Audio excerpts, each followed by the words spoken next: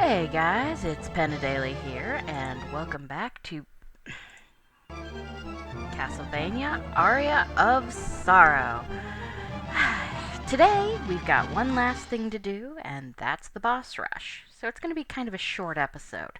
Not that short, I'm not that good at this, but kind of a short episode. I am going to use this save file, which is right from before fighting the final boss for the first time. And as you can hear, we've got a beautiful bit of music here. Unfortunately, it's not going to last. So, we're going to set up, get the Headhunter soul, get the giant ghost soul, because it'll save time later, and put on the Satan's ring. And, of course, first we have Creaking Skull. These guys... Ow! That was just stupid. But yeah, 4 hits. And of course, after every boss, you get the after boss recovery. So, don't use your healing items unless you're going to die and the guy's not dead yet. Minotaur, which it's sort of interesting he's here since he does not appear in this area at all. But, ow. You can hit those fireballs out of the air, I just suck at it. But, we still killed him even with that piss-poor performance, so we move on. And our next boss is the Great Armor. I'm not screwing with this guy, I'm just going to cheese him. He's kind of annoying. And God knows the lightning does a lovely job of just wrecking his shit. So we move on. And now we have, weirdly enough, the Maneater. I don't know if this guy was originally supposed to be a mini-boss and that got cut out, or if they just felt like they needed an arena to, represent the dance hall and he got the nod. But here he is. And of course, there's the game over screen. Now we have the big golem. And he's just got too much HP. He's the first guy you're not going to be able to just, two-shot with all of your upgrades. This is not to say he's necessarily particularly hard. After all, you beat him way back in the dance hall, as you can see. But he does have more HP than the guys we'd been fighting up till this point. So now we have the Headhunter. And yeah, she says, "I will add you to my collection," is what that is. You can hear it in the sample screen. And apparently the voice that I thought was Aracado at the gate is actually this guy, saying, it literally means hindrance. And yeah, he goes down really fast. He doesn't actually have as much HP as she does. And then this one. This is where I would start using the Lightning Doll soul, if at all possible, just because, it cuts down, and he's got the most HP, and he moves around like a lizard on crack, really. So, and now we've got Death.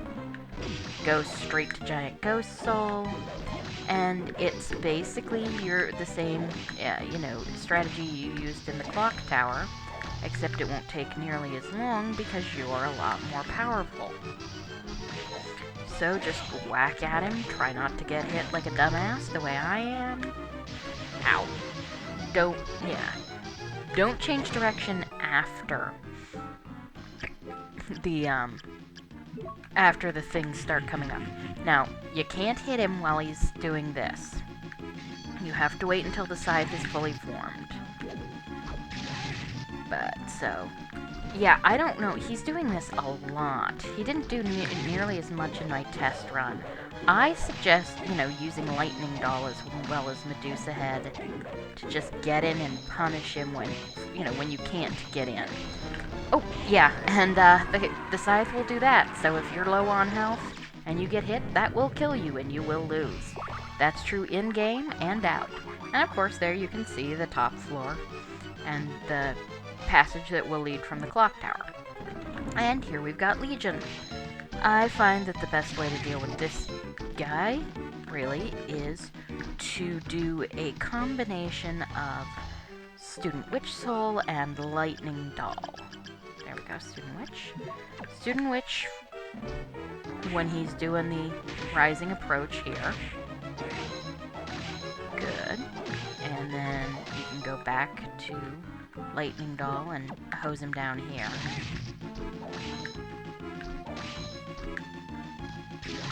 Can't really hit him with any souls on this downward bit, but you can always just, you know, keep whacking him with your sword, and he'll come down. And then you can hit him with Student Witch, or not Student Witch, Lightning Doll. And in this case, you don't have to kill, the... Ow.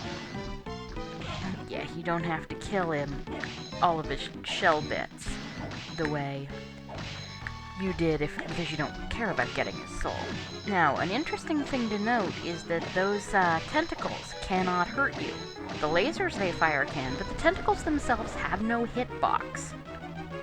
So if you take out his bottom shell first, you can just crouch and keep whacking at him, and for the most part, you won't get hit. And of course, that's why you want to take, you know, you don't mind taking hits because you're, you know, getting healed. Now, switch to Black Panther because, oh, and Red Minotaur Soul. Because this is Baylor, and he is a pain still.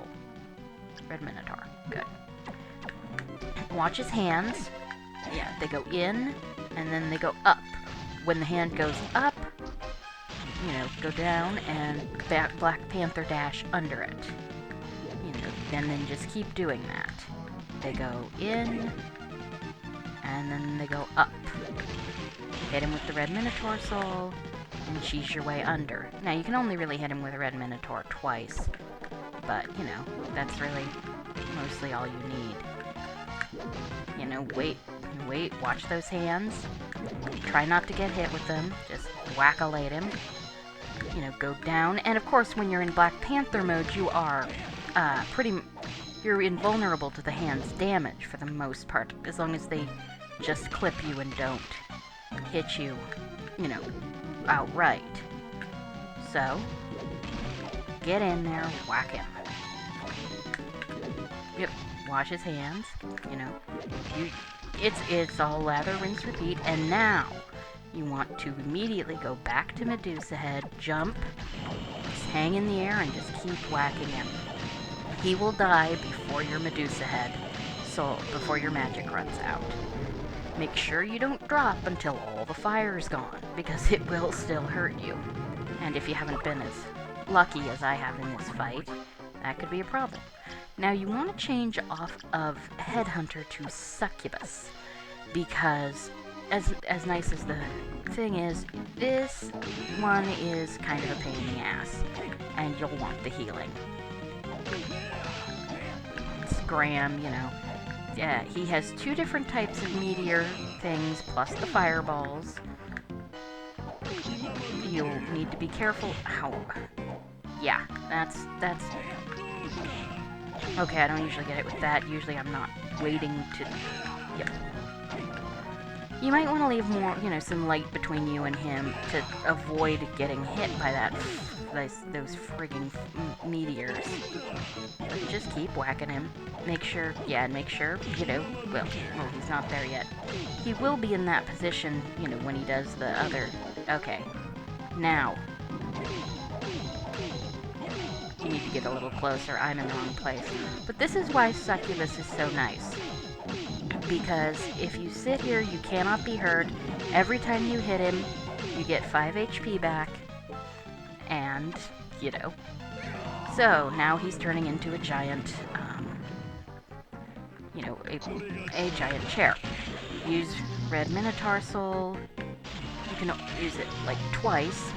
And then, of course, here's your items. You know, you get a meat strip, a tasty meat. I'm gonna just use them. And a mind up, and a high mind up. Just, you know, you can also keep using, Succubus.